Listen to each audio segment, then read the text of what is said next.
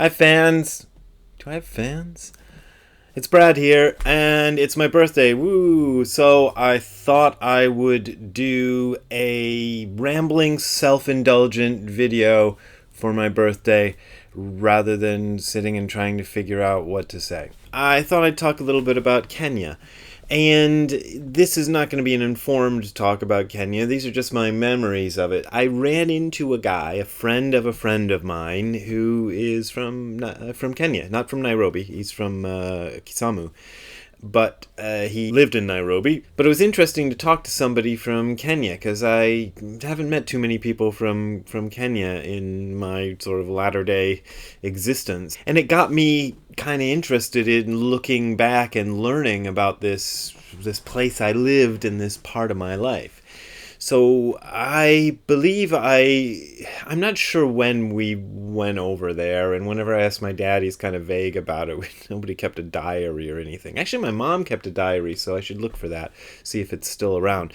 But I was 6 or 7 years old when we left. I usually say 7. I know I was 11 when we came back. I believe we returned in the summer of 1975.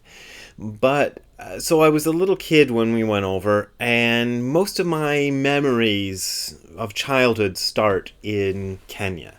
Like, I have a couple of sort of stray memories of things I can remember in Ohio before we went to Africa, but mostly my childhood memories are African. And I think this really made a huge difference in how I view the world. This sort of formative experience made it sort of difficult for me to process the way normal people sort of think of things, because I'm a man without a country, having lived those 4 years in Africa and 11 years in Japan, and I guess you'd add up more time spent in the United States than anywhere else. But even in the United States, I've moved around. I'm mostly in Ohio, but also in Chicago, New York City for a while, Los Angeles for the last few years. Where else have I lived in? I guess that's it. Nairobi at that time was English speaking, mostly English speaking. That part was familiar, but almost everything else was as removed from life in the United States as you could possibly get. I suppose the only other thing that was similar to the United States was you could drink the tap water. This was something of an anomaly in Africa then, and maybe even now.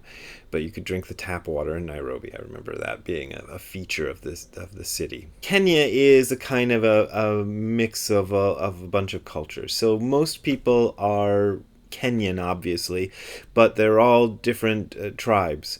So, and they don't necessarily get along that well with each other. And I think if you asked most Kenyans, they would put their tribal identity first before their identity as Kenyans, and certainly, surprising to Americans, way before their identity as black people, because they know plenty of other black people that Americans would consider as black people who they don't think of as their people. Specifically even African Americans are not thought of by Kenyans as their people. It doesn't work like that over there. But I was obviously not their people, so I obviously stood out. Anywhere I went, I was obvious. And that's interesting because I think most white people who grow up in America don't have that experience of being like, look, there's the guy who's not from around here. I had that in Kenya, and I certainly had that in Japan. Now, Kenya does not have any substantial Buddhist population. I'm not looking it up for the sake of this video, but I looked it up like 2 or 3 years ago, and they said there was one Buddhist temple in Nairobi, and I think it was like a Sri Lankan sect of Buddhism, which makes sense because there are a lot of Indian people, and Sri Lanka is kind of off the coast there, and so I'm sure they're Sri Lankan people. The people that were sort of more visible to me as far as Indians was there were Indian, people from India, and Sikhs. I never did learn a whole lot about the Sikh religion. Even now, I would say I don't know a heck of a lot about it, but you would see the Sikhs everywhere. But Sikhs are kind of obvious because the men almost always wear turbans. The school I went to was called the Nairobi International School, and that was a truly international school. It wasn't, they didn't just call it the international school as a cover for it being the American school. I would say there were probably more Americans there than any other specific ethnic group, but even they weren't didn't dominate. But my closest friends were not people that went to my school. They were the Kashingakis who lived around the corner, especially Tom Kashingaki, who I still communicate with on Facebook. He probably doesn't watch my videos, but hi, Tom, if you're watching. He was my best friend over there, and his father was Tanzanian and his mother was from New York. The Kashingakis didn't have a TV set. Like, why would you have a TV set with one channel? And I don't even know why we had one. But we had one of the ones, and they'd come over and watch TV at our place. I have pictures of that somewhere. I had this like weird, mix of people all around me. But at the time, to me, that just seemed, normal. I mean, what do I know what's normal? This is the time of my life when I was discovering what's normal, and that's that's who I was around. So I thought, okay, that's normal. Going back to Ohio, though, was kind of a shock because now I was expected to be an American just like everybody else. But I had this weird experience and I couldn't be. And I can remember it being a problem because the only class I really got into in junior high school, because when I went back I was in 6th grade, I guess, was social studies, because then you would talk about other countries and things. And I liked kind of saying, I've been to these countries. My dad used to do this thing when we lived in Kenya. The Firestone Tire Company gave him a certain amount of what they called home leave. And most people who were there employed by Firestone would use that home leave to go home and then come back. But my dad thought that was boring, and so did my mom. So on our home leaves, we would generally travel in Europe or other parts of Africa. So I visited Ethiopia, Egypt, Switzerland, Austria, France, Greece, for sure. Oh, Italy, for sure. There's probably countries I went to. Oh, Czechoslovakia, when it was still Czechoslovakia, we went there. So I'd been to a whole bunch of other places, and sometimes if it came up, I'd talk about it, in class. And I remember some kid coming up to me after class going, "Why do you always have to put your 2 cents in?" Which was funny to me on so many levels. Funny, weird.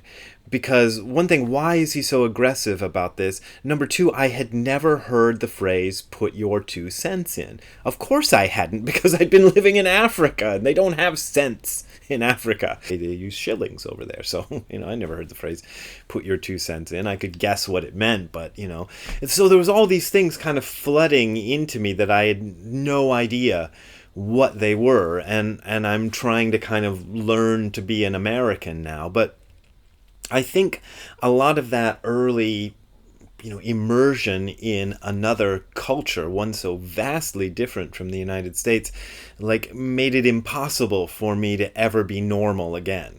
So I consider that to be a huge factor in what led me to the punk rock movement, for example. And there are some photos of me with 0 defects. But I had a daishiki. A daishiki is a kind of shirt that men wear, men and women, I think, wear in Africa. And I had one because, I would wear it over there. And it still fit me, so I wore my daishiki on stage as kind of a stage outfit, sometimes with 0 defects. My interest in Buddhism probably came about because of that. I've said this in books and things, that the first place I can remember kind of being exposed to other religions is in Africa. So, if I'd grown up in Wadsworth, I would have seen Catholics and Protestants. I don't think there was even a synagogue in Wadsworth, let alone a Hindu temple or a mosque or anything like that.